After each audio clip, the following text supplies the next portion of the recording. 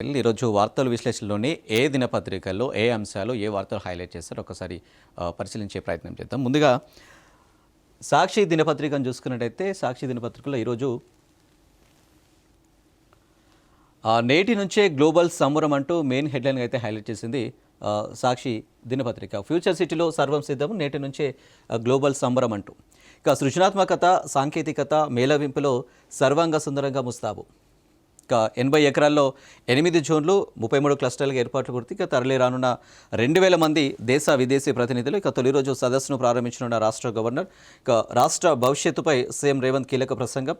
ఇక రేపు Telangana rising vision 2047 document ఆవిష్కరణ అంటూ కూడా ఏదైతే 2 ఏళ్ల పాలన తర్వాత రేవంత్ ప్రభుత్వం ఒక ప్రతిష్టాత్మకంగా నిర్వహించబోతున్న ఇది గ్లోబల్ సమ్మిట్కు సంబంధించి అయితే మాత్రం ఈరోజు ప్రారంభించనున్నారు. దీనికి సంబంధించి ఇవాళ అండ్ రేపు జరగబోయే ఈ సమ్మిట్కు సంబంధించి అయితే మధ్యాహ్నం 1:30 జిష్ణుదేవ్ వర్మ చేతుల మీదుగా అయితే ప్రారంభించనున్నారు.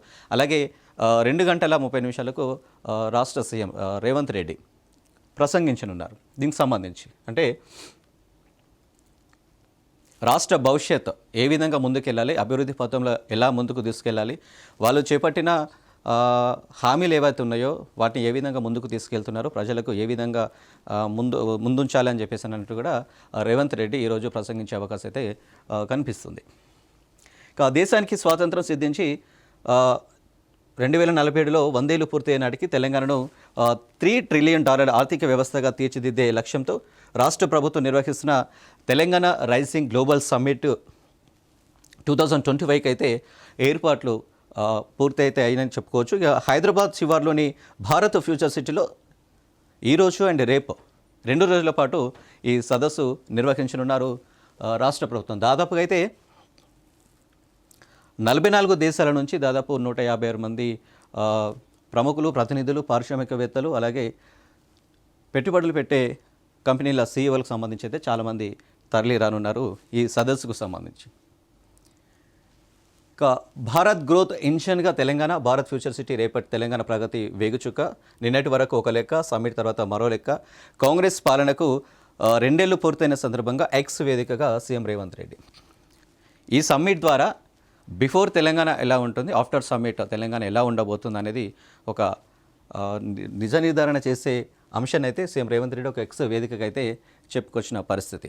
దీని తర్వాత తెలంగాణ భవిష్యత్ అభివృద్ధిలో ఏ విధంగా ముందుకెళ్తుంది, ఎలా ఉండబోతుంది అనేది వేచి చూడాల్సిన పరిస్థితి. ఎందుకంటే ఒక గొప్ప ప్రతిష్టాత్మకంగా తీసుకున్న తెలంగాణ ప్రభుత్వం ఈ గ్లోబల్ సమ్మిట్కు సంబంధించి ఎన్ని పెట్టుబడులు రాబోతున్నాయి, ఎంతమంది ఆసక్తి చూపుతున్నారు, భవిష్యత్తులో ఏ విధంగా తెలంగాణ ప్రభుత్వం ముందుకెళ్తుంది, దాన్ని బట్టి తెలిసే అవకాశం అవుతుంది సమ్మిట్ ద్వారా. ఇక గోవాలో అగ్ని ప్రమాదం నిన్న చోటు చేసుకుంది. అర్ధరాత్రి నైట్ క్లబ్లో చెలరేగిన మంటలు. ఇక 25 మంది సజీవ దహనం, 6గురికి గాయాలు. బయటకు వెళ్లే మార్గం ఇరుకుగా ఉండడంతో తప్పించుకోలేక మృత్యువాత. ఇక మృతులో 20 మంది క్లబ్ సిబ్బంది, 5గురు పర్యాటకులు. ఇక క్లబ్లో గ్యాస్ సిలిండర్ పేలిందంటున్న పోలీసులు. ఇక ఎలక్ట్రానిక్ బాణసంచ వలనే ప్రమాదం. ఇక దిగ్భ్రాంతి వ్యక్తం చేసిన రాష్ట్రపతి, ఉపరాష్ట్రపతి, ప్రధాని, నష్టపరిహారం ప్రకటించిన పీఎంఓ, గోవా ముఖ్యమంత్రి. నిన్న అర్ధరాత్రి ఒక నైట్ క్లబ్లో గ్యాస్ సిలిండర్ పేలి దాదాపుగా ఒక 25 మంది అయితే సజీవ దహనం అయితే అయ్యారు. దాదాపు ఒక 6గురికి మాత్రం స్వల్ప గాయాలయ్యాయి. దానికి సంబంధించి నేరుగా గోవా ముఖ్యమంత్రి పరిసర ప్రాంతాలను పరీక్షించి వాళ్ళకి ప్రగాఢ సానుభూతిగా తెలియజేస్తారు. దాంతోపాటు ఎక్స్గ్రేషియా కూడా ప్రకటించింది. దాంతోపాటు ఇటు ప్రధానమంత్రి మోడీ కూడా దిగ్భ్రాంతి వ్యక్తం చేసిన పరిస్థితి కూడా నిన్న చూసాం. ఒక 2 లక్షల ఎక్స్గ్రేషియా చనిపోయిన వారికి కూడా కేంద్ర ప్రభుత్వం నుంచి ప్రకటించింది. ఇక Google street, Trump avenue, Tata road అంటూ కూడా మరో వార్త కూడా చూడొచ్చు. ఇక హైదరాబాద్లోని ప్రధాన రోడ్లకు అంతర్జాతీయ టెక్ కంపెనీలు, ప్రముఖుల పేర్లు. ఇక గూగుల్ సేవల్ని గుర్తిస్తూ ఓ ముఖ్య రోడ్డును గూగుల్ స్ట్రీట్గా పిలవాలని నిర్ణయం. ఇక మైక్రోసాఫ్ట్ రోడ్, విప్రో జంక్షన్ పేర్లను కూడా పరిశీలిస్తున్న ప్రభుత్వం. ఓఆర్ఆర్ను ఫ్యూచర్ సిటీతో అనుసంధానించే మార్గానికి రతన్ టాటా పేరు. ఇక అమెరికా కాన్సులేట్ రహదారిని డొనాల్డ్ ట్రంప్ అవెన్యూగా మార్చాలంటూ కూడా ఒక యోచన. ఏదైతే హైదరాబాద్లో మెయిన్ రోడ్లు ఏమైతున్నాయో దానికి సంబంధించి అయితే ప్రముఖాల అంతర్జాతీయ కంపెనీలు అలాగే ప్రముఖుల పేర్లు కూడా పెట్టే అవకాశం కూడా కనిపిస్తుంది. ఇక గూగుల్ సేవలను గుర్తించి ఒక ముఖ్య రోడ్డును గూగుల్ స్ట్రీట్గా పిలవాలంటూ కూడా నిర్ణయం తీసుకుంది. అయితే గూగుల్ సేవలు ఏదైతున్నాయో దానికి గుర్తింపుగా గూగుల్ రోడ్డుకు ఒక నేమ్ పెట్టే ఒక స్ట్రీట్కు పిలవాలంటూ కూడా ఒక నిర్ణయించింది. అలాగే మైక్రోసాఫ్ట్ రోడ్డు, విప్రో జంక్షన్ పేర్లను కూడా పరిశీలిస్తుంది ప్రభుత్వం. ఇక ఓఆర్ఆర్ను ఫ్యూచర్ సిటీతో పోల్చనుంది. ఇక ఆ ఓఆర్ఆర్ ఫ్యూచర్ సిటీ అయితే అనుసంధానించి మార్గం ఉందో ఆ మార్గాన్ని రతన్ టాటా పేరు కూడా పెడుతున్నారు. అలాగే అమెరికా కాన్సులేట్ రహదారిని డొనాల్డ్ ట్రంప్ అవెన్యూగా మార్చాలంటూ కూడా యోచిస్తుంది.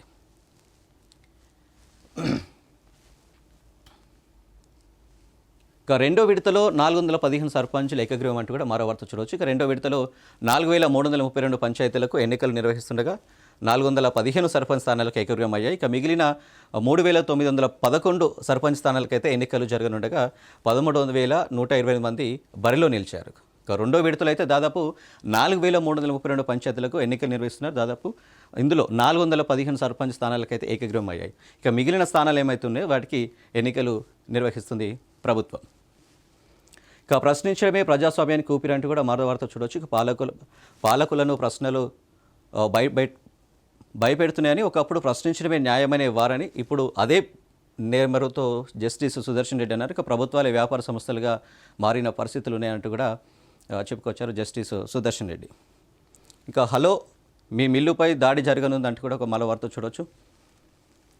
ఇక రాష్ట్రంలో సీఎం బ్రదర్స్ పాలన అంటూ కూడా నిన్న బీజేపీ మహాధరణ చేపట్టిన కార్యక్రమంలో ఒక కిషన్ రెడ్డి చేసిన వ్యాఖ్యలకు సంబంధించి 6 గ్యారెంటీలు 420 హామీలపై ప్రజలను కాంగ్రెస్ మోసగిస్తుంది. ఇక ల్యాండ్ మాఫియాకు తెలంగాణను అప్పగించింది. ఇక మూసీ నది సుందరీకరణ డిపిఆర్ ఎక్కడ, ఇక వంచే ప్రభుత్వాన్ని గద్దెదించే వరకు పోరాడతాం, మేము అధికారంలోకి రాగానే అర్బన్ నక్సలైట్లను అంతం చేస్తాం. ప్రజావంచన దిన మహాధర్నాలో రాష్ట్ర బీజేపీ నేతలు నిన్న ధర్నా నిర్వహించిన దాంట్లో కిషన్ రెడ్డి చేసిన వ్యాఖ్యలకు సంబంధించి అయితే చూడవచ్చు. మహాధర్నాలో అంజిరెడ్డి, కిషన్ రెడ్డి, రామచంద్రరావు, లక్ష్మణ్, బీబీ పాటిల్, సీతారాం నాయక్, పెద్దిరెడ్డి, కాసా వెంకటేశ్వర్లు నిన్న మహాధర్నా పాల్గొన్నారు. దానికి సంబంధించి రాష్ట్ర ప్రభుత్వానికి 420 హామీలు అలాగే 6 గ్యారెంటీలకు సంబంధించి అయితే విమర్శలు చేశారు. కాంగ్రెస్ మోసగిస్తుందంటూ కూడా బీజేపీ ప్రభుత్వం చెప్పుకొచ్చింది. ఇక తెలంగాణ రాష్ట్రంలో బీఆర్ఎస్ పాలనలో సీఎం అండ్ సన్స్ మోడల్ ఉండేదని, ప్రస్తుతం కాంగ్రెస్ పాలనలో అది సీఎం అండ్ బ్రదర్స్ మోడల్గా మారిపోయిందని బీజేపీ రాష్ట్ర అధ్యక్షుడు రామచంద్రరావు అయితే ఆరోపించిన పరిస్థితి. నిన్న హైదరాబాద్లోని ఇందిరా పార్క్ వద్ద బీజేపీ ఒక మహాధరణ నిర్వహించింది. ఆ మహాధరణలో చేసిన వ్యాఖ్యలకు సంబంధించి రాష్ట్ర ప్రభుత్వాన్ని విమర్శిస్తూ పల్లెలకు యాదగిరీశుడు ఊరూరా యాదగిరి శ్రీలక్ష్మీ నరసింహుడి కళ్యాణాలు, ప్రత్యేక పూజలు. ఇక భూపాలపల్లి నుండి అయితే త్వరలో శ్రీకారం, పల్లెలకు వెళ్లేందుకు సిద్ధమైన శ్రీస్వామి వారి ప్రచార రథం. ఏదైతే ఊరూరా యాదగిరి లక్ష్మీ నరసింహుడి కళ్యాణాలు ఉంటాయి, అలాగే ప్రత్యేక పూజలు కూడా ఉంటాయి. ఇక భూపాలపల్లి నుంచి త్వరలో దీనిపై శ్రీకారం చుట్టే అవకాశం కనిపిస్తుంది. ఎందుకంటే పల్లెలకు వెళ్లేందుకు నరసింహుడి రథాలు అయితే సిద్ధం చేస్తున్నారు అక్కడి ఆలయ అధికారులు. ఇక కృష్ణమ్మ తర్వాతే గంగమ్మ, అత్యధిక నీటి నిల్వ సామర్థ్యం గల జలాశయాలున్న బేసిన్లో అగ్రస్థానం, 3వ స్థానంలో గోదావరి, 4వ స్థానంలో నర్మదా. అన్ని బేసిన్లలోని జలాశయాల నీటి నిల్వ సామర్థ్యం 9105.92 టీఎంసీలు. ఇక కేంద్ర జల సంఘం తాజా అధ్యయన నివేదికలో వెల్లడి. ఇక కృష్ణమ్మ తర్వాతే గంగమ్మ అంటూ కూడా ఒక వార్తనైతే చూడొచ్చు. ఇక దేశంలో అతిపెద్ద నది గంగా. ఇక అతిపెద్ద నదుల్లో కృష్ణమ్మది 3వ స్థానం. కానీ అత్యధిక నీటి నిల్వ సామర్థ్యం గల జలాశయాలు ఉన్న నది పరివాహక ప్రాంతాల కృష్ణ అగ్రగామిగా అయితే నిలిచింది. ఆ తర్వాతే గంగా బేసిన్ ఉంది. కేంద్ర జల సంఘం తాజాగా విడుదల చేసిన నివేదికలో ఈ వివరాలను పొందుపరిచింది. ఇక మెయిన్గా అయితే అతిపెద్ద నది అయితే గంగా దేశంలో చూసుకున్నట్టయితే, దాని తర్వాతనే కృష్ణమది ఉంది 3వ స్థానం. కానీ అత్యధిక నీటి నిల్వ సామర్థ్యం గల జలాశయాలు ఉన్న నది పరివాహక ప్రాంతాలు అయితే మాత్రం కృష్ణ అగ్రగామిగా నిలిచింది. ఇక వీటన్నిటినీ కలిపి కేంద్ర జల సంఘం సిడబ్ల్యూసీ అయితే తాజాగా విడుదల చేసిన నివేదికలో పేర్కొంది. ఇక 6వ రోజు 650 విమానాలు కొనసాగిన ఇండిగో సర్వీసుల రద్దు పర్వం. మరోవైపు పెరిగిన విమాన రాకపోకల సంఖ్య దేశవ్యాప్తంగా ప్రయాణికులకు కాస్తంత ఊరట. త్వరలో పార్లమెంటరీ కమిటీ విచారణ. చూడొచ్చు, ఇండిగో విమానాలు రద్దయిన నేపథ్యంలో నేటికి 6 రోజు కంప్లీట్ అయిపోయింది. ఇప్పటికీ అక్కడ ప్రయాణికుల అవస్థలు అయితే వర్ణనాతీతం అని చెప్పుకోవచ్చు. బికాస్ ఎలాంటి ఏర్పాట్లు చేయకపోవడం, ఆ విమానాలకు టికెట్ బుక్ చేసుకునే వారికి రిటర్న్ అమౌంట్ రాకపోవడం, వేరే ప్రత్యామ్నాయ మార్గాలు లేకపోవడం వల్ల అక్కడ ఉన్న విమానాశ్రయంలో అయితే ప్రయాణికులు పడిగాపులు కాస్తున్న పరిస్థితి అయితే మనం చూస్తూ ఉన్నాం. ఇవి సాక్షి దినపత్రికలోని వార్తలు, అంశాలు. నెక్స్ట్ నమస్తే తెలంగాణ దినపత్రిక చూసుకున్నట్టయితే నమస్తే తెలంగాణ దినపత్రికలో నిషిద్ధ జాబితాలోకి 1 కోటి ఎకరాలంటూ కూడా మెయిన్ హెడ్లైన్గా అయితే నమస్తే తెలంగాణ హైలైట్ చేసింది. పేదల భూముల్లో సర్కారీ ఎర్ర జెండా అంటూ కూడా చూడొచ్చు. రైతులారా, భూ యజమానులారా బహుపరాక్ 10-2A జాబితాలోకి భారీగా భూములు. గతంలో 15 లక్షల ఎకరాలు ఉండగా ఇప్పుడు ఏకంగా 1 కోటి ఎకరాల చేరిక. ఇక విచారణ లేదు, రైతుల అభిప్రాయం లేదు. ఇక ఇష్టారీతిగా నిషేధిత జాబితాలు చేర్చిన వైనం రైతులు, భూ యజమానులకు తీవ్ర నష్టం. అమ్మడానికి, కొనడానికి వీలు లేకుండా కళ్యం. ఇక నిషేధిత భూ సమస్యలు పరిష్కరిస్తామని అసెంబ్లీ ఎన్నికల్లో కాంగ్రెస్ పార్టీ హామీ. ఇక ఇప్పుడేమో భారీగా నిషేధిత జాబితాలోకి అంటూ కూడా బీఆర్ఎస్ ప్రభుత్వంపై విమర్శలు చేస్తుంది భూములకు సంబంధించి.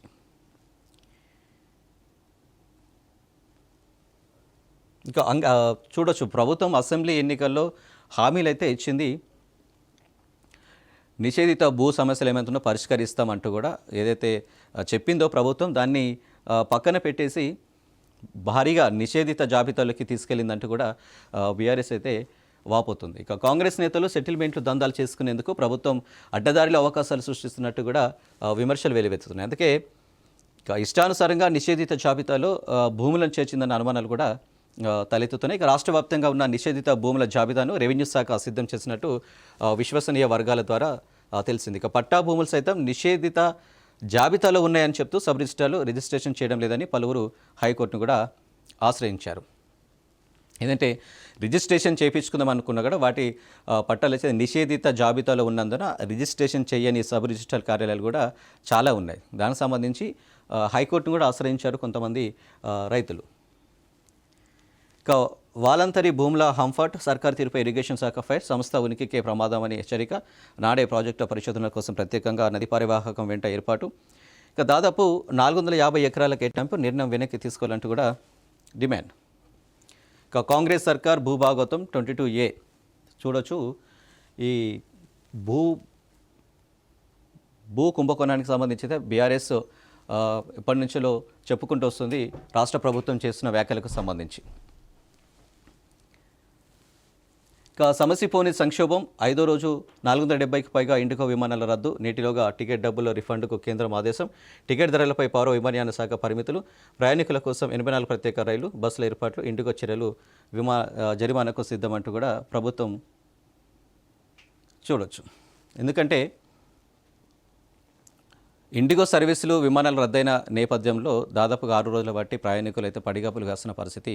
ఎలాంటి ప్రత్యామ్నాయ మార్గాలు లేకపోవడం, వాళ్ళకి ఎలాంటి సౌకర్యాలు చేయకపోవడం, వాళ్ళు టికెట్ బుక్ చేసుకున్న మనీ రిఫండ్ చేయకపోవడం, వాళ్ళకి వేరే ఆల్టర్నేటివ్ కూడా ఎలాంటి ఇన్ఫర్మేషన్ ఇవ్వకపోవడం, దాదాపుగా 6 రోజుల బట్టి వాళ్ళు పడుతున్న ఇబ్బందులు అంతా ఇంత కాదు.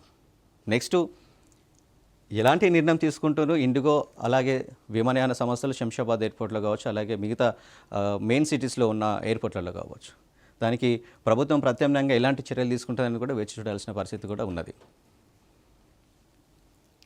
ఇక గుత్తాధిపత్యం ప్రమాదకరం అంటూ కూడా మరో వార్త కూడా చూడవచ్చు. ఇందుకు ఇండిగో ఘటనే సాక్ష్యం, లేబర్ కోడ్ల అమలుతో అనార్థాలే, తెలంగాణ నుంచే కోడ్లపై పోరు. ఇక కాంగ్రెస్ వైఖరిని ఎండగడతాం, అన్ని సంఘాలను ఏకం చేసుకొని అంటూ కూడా బీఆర్ఎస్ ప్రభుత్వం చెప్పుకొని వచ్చింది.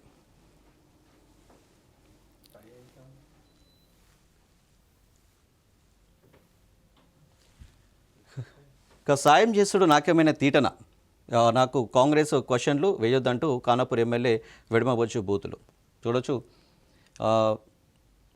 హెల్ప్ చేయడం నాకేమైనా తీటన అంటూ కూడా వెడమబొచ్చు ఖానాపూర్ ఎమ్మెల్యే వెడమబొచ్చు అయితే బూతుల పురాణం చేపట్టిన పరిస్థితి కనిపిస్తుంది.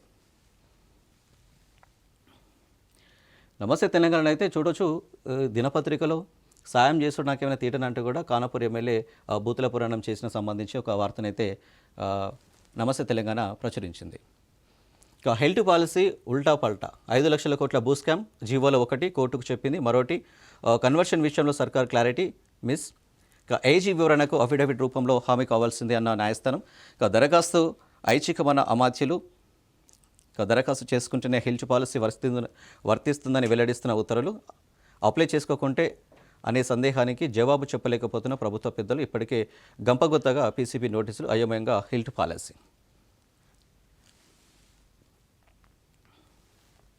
రైట్. నమస్తే తెలంగాణలో అయితే ఈ అంశాలు వార్తలు అయితే చూడొచ్చు. ఒంటరిగా నా దగ్గరికి వచ్చి దళిత మహిళ కాకి వేధింపులు, న్యాయం చేయాలని ఆశ్రయిస్తే ప్రతిఫలం ఆశించిన పోలీసు అధికారి. ఇక మహిళను వేధిస్తున్న స్థానికుడు, కేసు నమోదు చేసిన చర్యలు తీసుకోవాలంటే నువ్వేమిస్తావని ప్రశ్న. ఇక సిబ్బందితో రాత్రి ఫోన్ చేయించి ఒత్తిడి పెంచుతున్న పోలీస్, మీడియాకు బాధితురాలు గూడు, గ్రామాల్లో తిరగాలందే సిగ్గేస్తుందంటూ కూడా ఒక వార్తనైతే నమస్తే తెలంగాణలో చూడవచ్చు. ఇక మరో దినపత్రిక చూసుకున్నట్టయితే V6 వెలుగు. ఇక వెలుగు దినపత్రికలోని అంశాలు, వార్తలు ఒకసారి పరిశీలించే ప్రయత్నం చేద్దాం.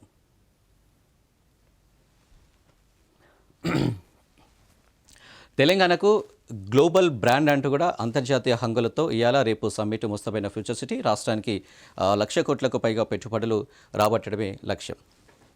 ఇక మధ్యాహ్నం 1:30 ప్రారంభించనున్న గవర్నర్. అనంతరం సీఎం రేవంత్ సహా ప్రముఖుల ప్రసంగాలు, హాజరు కానున్న 44 దేశాల ప్రతినిధులు, దిగ్గజ కంపెనీల అధినేతలు. రేపు విజన్ డాక్యుమెంట్ ఆవిష్కరణ, ప్రత్యేక ఆకర్షణగా మూసి పునర్జీవన స్టాల్, కొమ్ముకొయ్య, ఒగ్గుడోలు, బేరణి, శివతాండం ప్రదర్శనలు, నోరూరించిన హైదరాబాద్ బిర్యానీ, సర్వపిండి, పచ్చిపులుసు, అతిథులకు కరీంనగర్ ఫిలిగిరి జ్ఞాపికలు అయితే పోచంపల్లి కది సాల్వాలు అయితే చూసుకోవచ్చు. ఎందుకంటే ఈరోజు అండ్ రేపు నిర్వహించబోయే సమ్మిట్ ఏదైతే ఉందో దానికి సంబంధించి ప్రభుత్వం అయితే భారీగా ఏర్పాట్లు కూడా చేసింది. ఇటు వంటల విషయం కావచ్చు, ఈ విషయంలో కావచ్చు. రేపు విజన్ డాక్యుమెంట్ కూడా ఆవిష్కరించే అవకాశం కూడా కనిపిస్తుంది. ఈరోజు జరగబోయే ప్రారంభమయ్యే సమ్మిట్ ఏదైతే ఉందో ఈరోజు జిష్ణుదేవ్ వర్మ గవర్నర్ ప్రారంభిస్తారు, తర్వాత సీఎం రేవంత్ రెడ్డి ప్రసంగిస్తారు ఈ రోజుకు సంబంధించింది. ఇక రేపైతే మాత్రం విజన్ డాక్యుమెంట్ కూడా ఆవిష్కరించే అవకాశం కూడా కనిపిస్తుంది. ప్రత్యేకంగా అయితే ఆకర్షణగా మూసి పునర్జీవ స్టాల్ కూడా నిర్వహించబోతున్నారు. ఇక ఇప్పటి వరకు ఒక లెక్క, ఇకపై మరో లెక్క. గ్లోబల్ సమ్మిట్తో తెలంగాణ రూపురేఖలు మారుతాయి. సీఎం రేవంత్ రెడ్డి. రాష్ట్ర ప్రగతికి ఫ్యూచర్ సిటీ వేగుచుక. 2047 నాటికి దేశ గ్రోత్ ఇంజన్గా తెలంగాణను మారుస్తామని వెల్లడి. ఇక ప్రజాపాలనకు 2 ఏళ్లైన సందర్భంగా ప్రజలకు శుభాకాంక్షలు. ఏదైతే గ్లోబల్ సమ్మిట్ నిర్వహిస్తుంది రాష్ట్ర ప్రభుత్వం ప్రతిష్టాత్మకంగా. బిఫోర్ తెలంగాణ ఎలాగ ఉంది, గ్లోబల్ సమ్మిట్ నిర్వహించిన తర్వాత తెలంగాణ ఎలా ఉండబోతుంది ఫ్యూచర్లో, భవిష్యత్తులో, ఇటు అభివృద్ధి పథంలో కావచ్చు, అలాగే ప్రభుత్వం చేపడుతున్న కొన్ని హామీలు కావచ్చు, లేకపోతే ప్రజలకు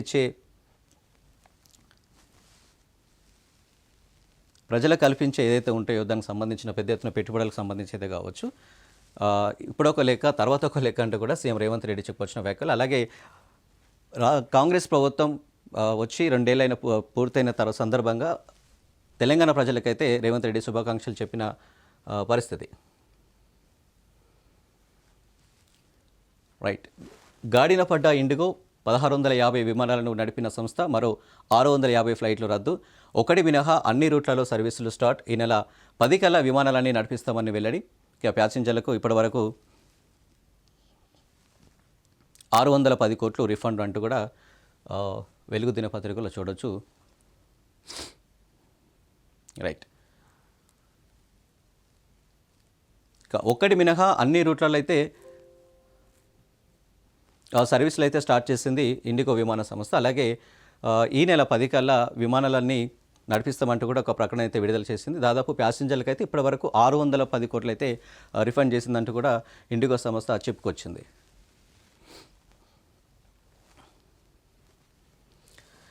గోవా నైట్ క్లబ్లో అగ్ని ప్రమాదం, 25 మంది మృతి. ప్రమాదానికి గల కారణాలపై భిన్నాభిప్రాయాలు. నిన్న నైట్ జరిగిన గోవాలో అగ్ని ప్రమాదానికి సంబంధించి అయితే ఒక వార్త వెలుగు దినపత్రిక కూడా ప్రచురించింది. ఇక డ్యాన్స్ రూమ్లో మంటలాడుతున్న ఫైర్ సిబ్బంది. ఇక గ్యాస్ సిలిండర్ పేలినట్లు అనుమానం. డ్యాన్స్ రూమ్లో మంటలు చెలరేగాయి అంటున్న ప్రత్యక్ష సాక్షులు. ఇక తాటాకుల కారణంగా వేగంగా మంటల వ్యాప్తి. బయటకు వెళ్లేందుకు ప్రయత్నించిన ప్రేక్షకులు, ఇరుకైన ఎంట్రీ, ఎగ్జిట్తో గందరగోళం. ఇక చనిపోయిన వాళ్ళలో 14 మంది క్లబ్ సిబ్బంది. సంతాపం ప్రకటించిన రాష్ట్రపతి అండ్ ప్రధాని. ఎవరైతే ఈ అగ్నికి ఆహుతైన దాదాపు 25 మంది ఉన్నారో వాళ్ళందరికైతే ఇటు గోవా సీఎం కావచ్చు, ఇటు రాష్ట్రపతి కావచ్చు, ఇటు ప్రధాని కావచ్చు అయితే ఒక సంతాపాన్ని అయితే ప్రకటించింది. దాదాపు వాళ్ళకి చనిపోయిన కుటుంబాలకైతే ఒక్కొక్క కుటుంబానికి 2 లక్షల ఎక్స్గ్రేషియా కేంద్ర ప్రభుత్వం అయితే ప్రకటించింది. నిన్న జరిగిన ఈ అగ్ని ప్రమాదానికి ఒక దాదాపు సజీవ దహనమైన పరిస్థితి అయితే ఇక 25 మంది అయితే మనం చూసాం నిన్న నైట్ జరిగిన ఘటనలో. ఇంకా హైదరాబాద్లో ట్రంప్ అవెన్యూ, గూగుల్ స్ట్రీట్ అంటూ కూడా ఒక వార్తను అయితే చూడొచ్చు. అంతర్జాతీయ టెక్ కంపెనీల పేర్లతో రోడ్లు, ఫ్యూచర్ సిటీ ప్రధాన రోడ్డుకు రతన్ టాటా పేరు. ఇక సీఎం రేవంత్ రెడ్డి వినూత్న ప్రతిపాదన అయితే తీసుకొచ్చారు. దాదాపుగా హైదరాబాద్లో ఉన్న కొన్ని స్ట్రీట్లు కావచ్చు, రోడ్లు కావచ్చు, ప్రముఖుల పేర్లు పెట్టాలి. అలాగే అంతర్జాతీయ కంపెనీల పేర్లతో రోడ్లు అంటూ కూడా సీఎం రేవంత్ రెడ్డి ఒక ప్రతిపాదన అయితే తీసుకొచ్చిన పరిస్థితి చూడొచ్చు వార్తను.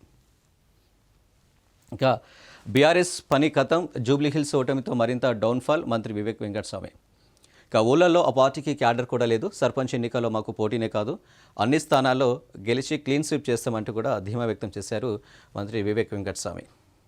ఇక బీఆర్ఎస్ పని అయిపోయిందంటూ కూడా వెంకటస్వామి అన్నారు. ఇక జూబ్లీహిల్స్ ఉప ఎన్నిక ఓటమితో బీఆర్ఎస్ మరింత డౌన్ఫాల్ అయింది. ఇక పార్టీకి ఇప్పుడు ఊళ్ళలో క్యాడర్ కూడా లేకుండా పోయింది. ఇక స్థానిక ఎన్నికల్లో బీఆర్ఎస్ అసలు మాకు పోటీనే కాదు, రాష్ట్ర వ్యాప్తంగా అన్ని స్థానాల్లో గెలిచి క్లీన్ స్వీప్ చేస్తామంటూ కూడా ఒక ధీమా వ్యక్తం చేశారు వెంకటస్వామి. ఇక నిన్న గజ్వేలో జరిగిన కాంగ్రెస్ కార్యకర్తల మీటింగ్లో అయితే వివేక్ వెంకటస్వామి బీఆర్ఎస్పై అయితే విరుచుకుపడిన పరిస్థితి అయితే మనం చూడొచ్చు. అసలు బీఆర్ఎస్ మాకు క్యాడరే కాదు, మాకు పోటీయే కాదు అంటూ కూడా ఒక ధీమానైతే వ్యక్తం చేశారు. ఇక బీఆర్ఎస్ పని ఖతం అయిపోయింది, గేమ్ లేదు అన్నట్టు కూడా మంత్రి వివేక్ వెంకటస్వామి చేసిన వ్యాఖ్యలకు సంబంధించి చూడొచ్చు. ఇక పాలనలో మార్పు రాలేదు, కేసీఆర్ పోయి రేవంత్ వచ్చిండు తప్ప దోపిడాగలేదు, కేంద్ర మంత్రి కిషన్ రెడ్డి. ఇక ప్రజాపాలన కాదు, ఇది ప్రజావంచన పాలన, దమ్ముంటే హామీల అమలుపై చర్చకు రావాలి. గతంలో సీఎం అండ్ సన్, ఇప్పుడు సీఎం అండ్ బ్రదర్స్ పాలన. రామచందర్. ఇక బీజేపీ ఫార్మాట్ మారాలి, టెస్ట్ మ్యాచ్ కాదు, 2020 ఆడాలి అంటూ కూడా రాకేష్ రెడ్డి చేసిన వ్యాఖ్యలు. ఇక ఇందిరా పార్కు ధర్నా చౌక్లో అయితే బీజేపీ మహాధర్నా చేసి చార్జ్షీట్ అయితే రిలీజ్ చేసిన పరిస్థితి. కేసీఆర్ ప్రభుత్వం అయినా అదే మన రాష్ట్రం అయితే ఆ విధంగానే అప్పుల కూరుపులో కూరుకుపోయింది. ఇప్పుడు రేవంత్ వచ్చినా కానీ అదే దారిలో వెళ్తుంది తప్ప పెద్దగా మార్పేం రాలేదంటూ కూడా కేంద్ర మంత్రి కిషన్ రెడ్డి నిన్న మహాధర్నాలో చేసిన వ్యాఖ్యలకు సంబంధించి అయితే చూడొచ్చు. ఇది ప్రజల పాలన కాదు, ప్రజావంచన పాలన అంటూ కూడా చెప్పుకొచ్చారు. దమ్ముంటే హామీలపై చర్చకు రావాలంటూ కూడా గతంలో సీఎం అండ్ సన్, ఇప్పుడు సీఎం అండ్ బ్రదర్స్ అంటూ కూడా రామచంద్రరావు చేసిన వ్యాఖ్యలకు సంబంధించి అయితే చూడొచ్చు. ఇక అభివృద్ధికి కిషన్ రెడ్డి అడ్డంకి, కేంద్రం నుంచి నిధులు రాకుండా మోకాలడుతున్న పీసీసీ చీఫ్ మహేష్ గౌడ్. ఇక వార్తనైతే చూడవచ్చు. ఇక తెలంగాణలో బీజేపీకి ఛాన్స్ లేదు, ప్రజామతంతోనే 2 ఏళ్ల పండుగ చేస్తున్నాం, కేసీఆర్ అప్పుల భారం లేకుంటే మరిన్ని స్కీములు తెచ్చేవాళ్ళం అంటూ కూడా పీసీసీ చీఫ్ మహేష్ కుమార్ గౌడ్ చేసిన వ్యాఖ్యలకు సంబంధించి అయితే చూడవచ్చు. ఎందుకంటే బీఆర్ఎస్ ప్రభుత్వం ఏదైతే అప్పులు చేసిందో అవి లేకుంటే మాత్రం ఇంకా రాష్ట్రాన్ని భవిష్యత్తులో మరింత ముందుకు తీసుకునే అవకాశం కనిపించేదంతా కూడా టీపీసీసీ మహేష్ కుమార్ చేసిన వ్యాఖ్యలకు సంబంధించి అయితే చూడొచ్చు. ఇక ఉప సర్పంచ్ పదవికి full demand, joint check power ఉండడమే కారణం అంటూ కూడా మరో వార్తను చూడొచ్చు. ఇక రెండో విడతలో 415 సర్పంచులు ఏకగ్రీవం అంటూ కూడా మరో వార్త వెలుగు దినపత్రికలో చూడొచ్చు. ఇక మరో 79 డయాలసిస్ సెంటర్లు, హాస్పిటల్స్, మెడికల్ కాలేజీలు సిహెచ్సిలో ఏర్పాటు కూడా మరో వార్త వెలుగు దినపత్రికలో చూడొచ్చు. ఇవి అన్ని దినపత్రికలోని వార్తలు, అంశాలు. ఈరోజు వార్తల విశ్లేషణలోని 3 దినపత్రికలనైతే అంశాలనైతే మనం కూలంకషంగా చర్చించుకున్న పరిస్థితి అయితే కనిపిస్తుంది. ఇక ఇవి వార్తల విశ్లేషణ. చూస్తూనే ఉండండి రాజ్ న్యూస్.